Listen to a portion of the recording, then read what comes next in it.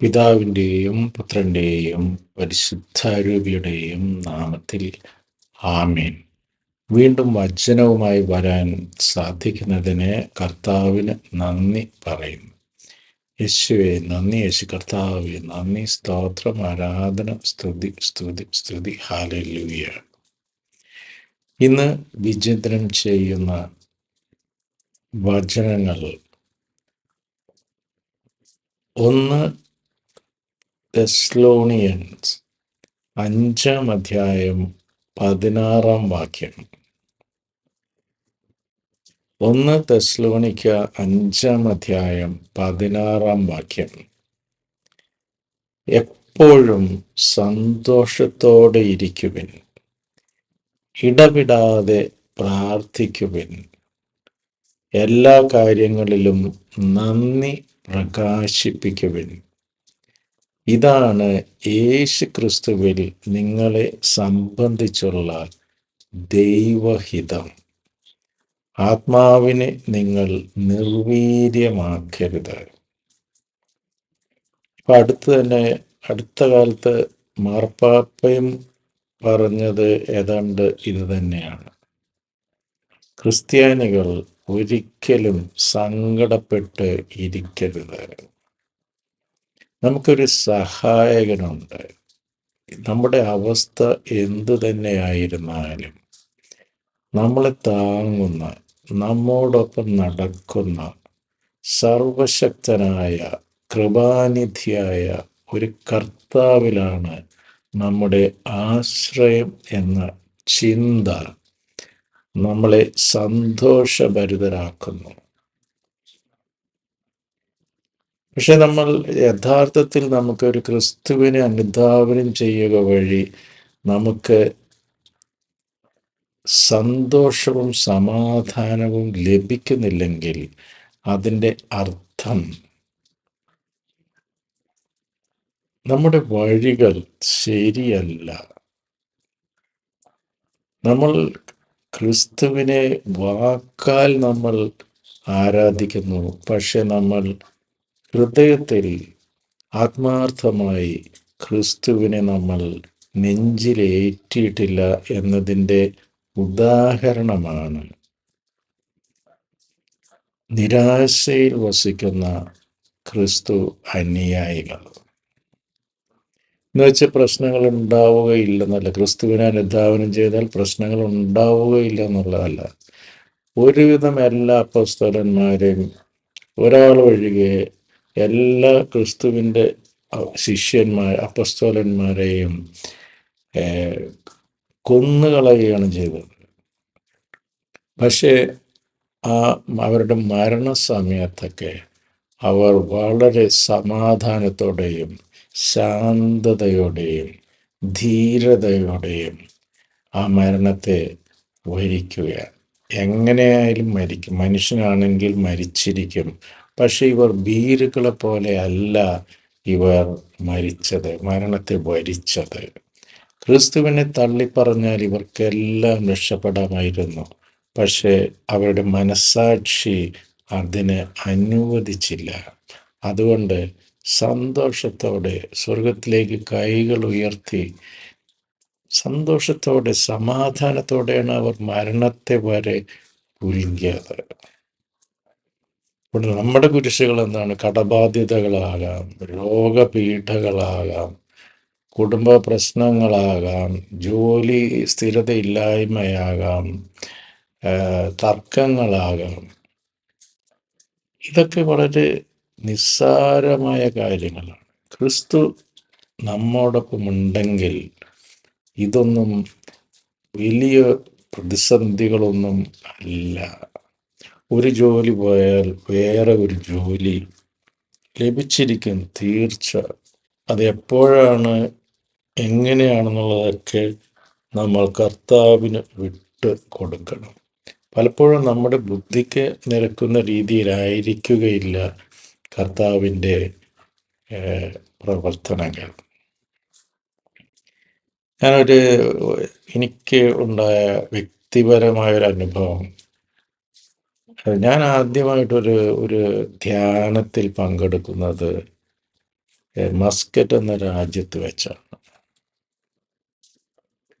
അപ്പോൾ അവിടെ നല്ല ജോലി, ഇന്ത്യയിൽ കിട്ടുന്നതിനേക്കാളൊക്കെ വളരെയധികം ശമ്പളം.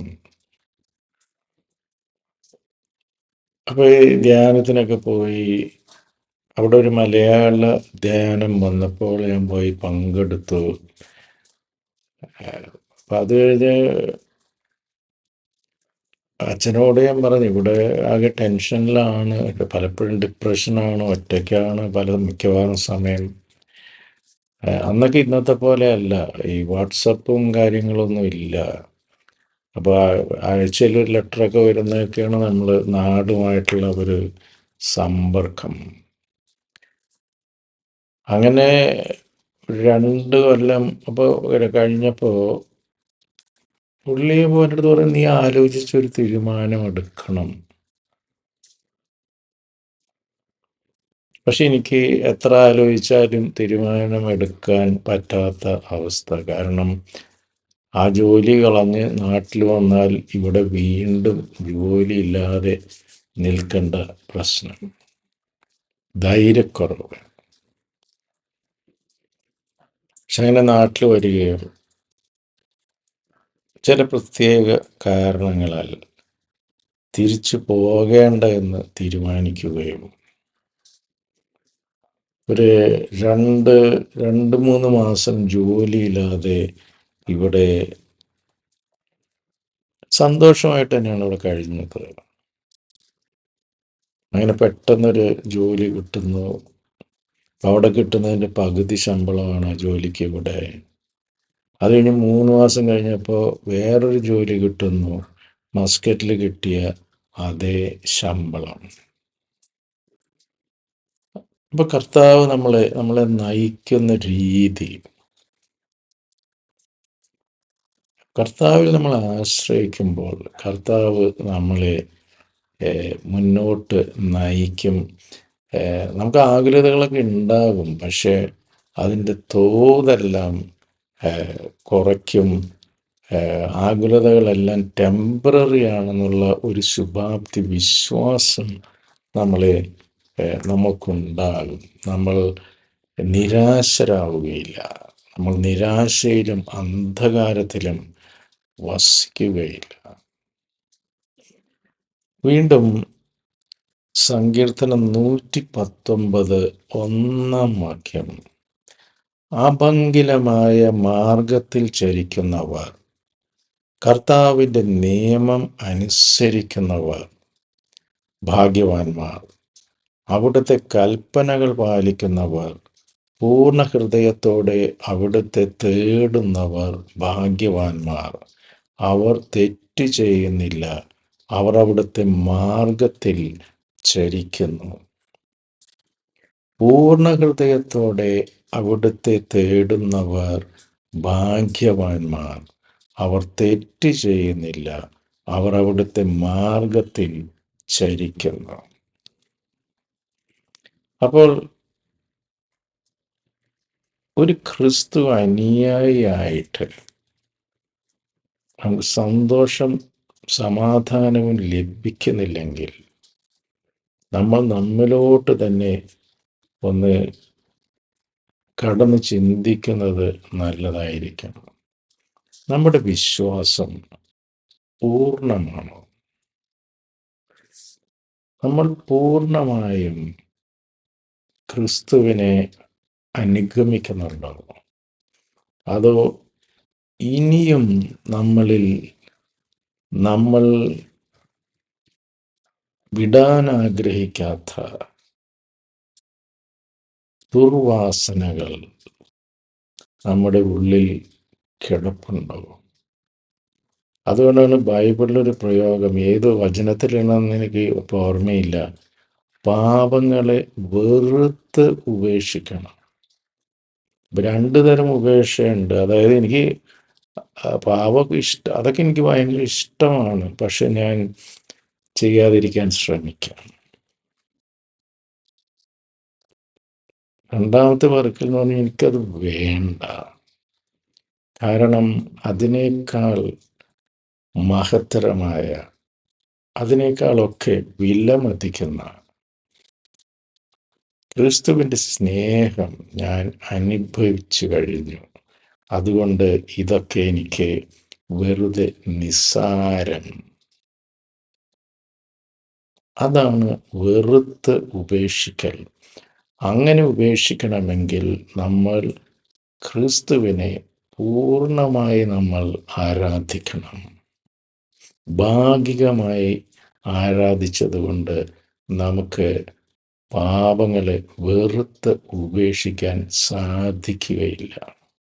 അതാണ് അതിൻ്റെ അതാണ് വീണ്ടും പാപങ്ങളിലേക്ക്, ചെയ്തു പോയ തെറ്റുകളിലേക്ക് വീണ്ടും വീണ്ടും നമ്മൾ വീഴുന്നുണ്ടെങ്കിൽ അതിൻ്റെ അർത്ഥം നമ്മൾ അവയെ ഇന്നും വെറുത്തിട്ടില്ല.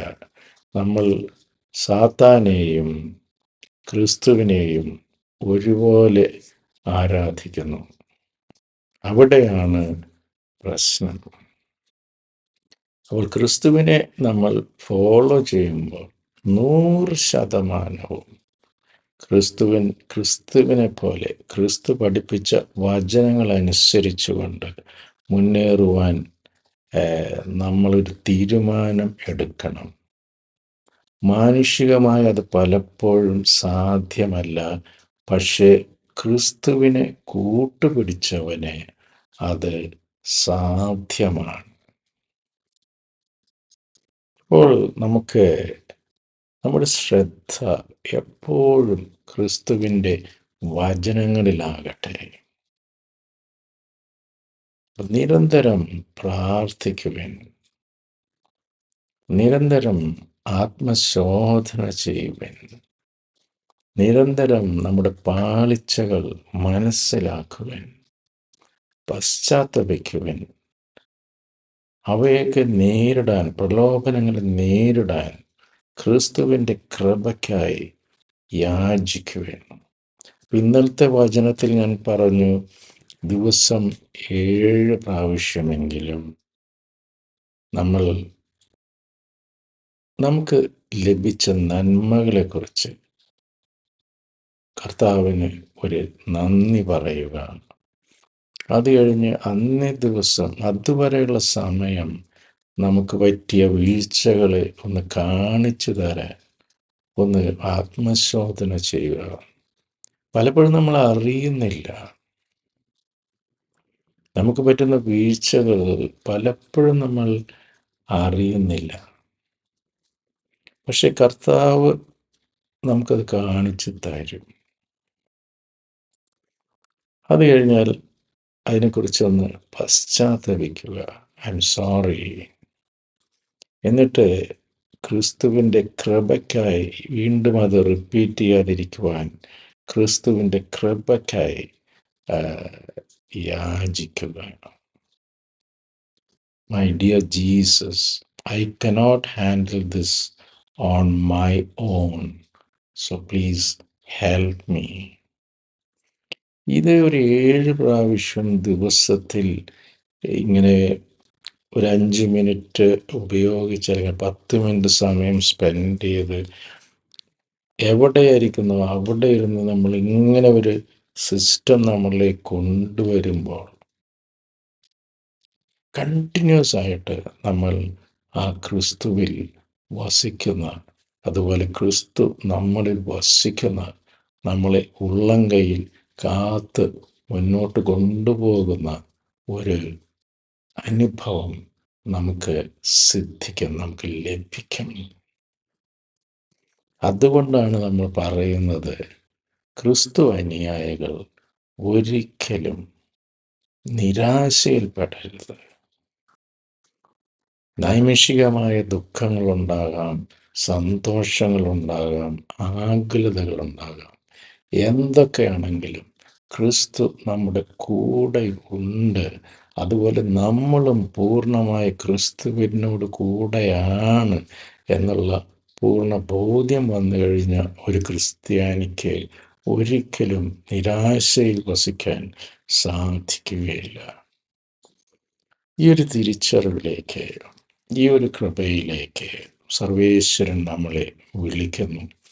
നമുക്കും പൂർണ്ണമായി നമുക്ക് ക്രിസ്തുവിന് നമ്മളെ സറണ്ടർ ചെയ്യാം.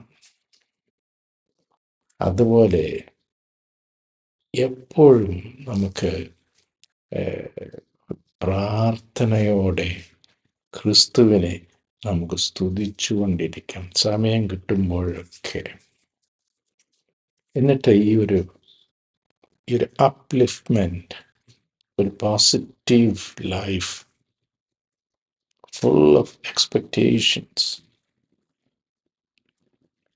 അതിൻ്റെ ഒരു സൗന്ദര്യം നമുക്ക് ആസ്വദിക്കാം. അതാണ് യഥാർത്ഥ ക്രിസ്തീയ ജീവിതം. ദൈവം നമ്മെ എല്ലാവരെയും സമൃദ്ധമായി അനുഗ്രഹിക്കട്ടെ. God bless. നിങ്ങളും എനിക്ക് വേണ്ടി പ്രത്യേകം പ്രാർത്ഥിക്കുമല്ലോ. ആമേൻ.